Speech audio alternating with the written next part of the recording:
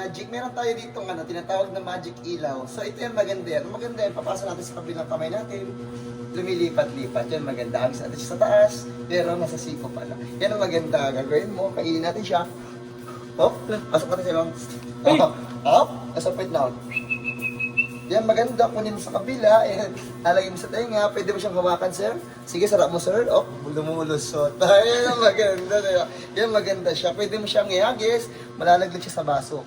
Oh, pwede natin palusutin. Ayan. Ito yung maganda, simple lang siya. Pag gusto mo yan, ito yun. So guys, ito talaga yung pinakasigreto ng ginawa natin kanina. Kung papansinin niyo yung daliri ko, iba.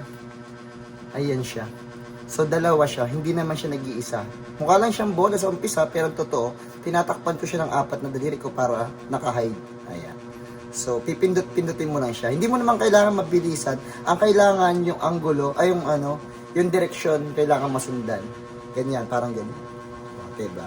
Pipindot-pindutin mo lang siya. So ito yun.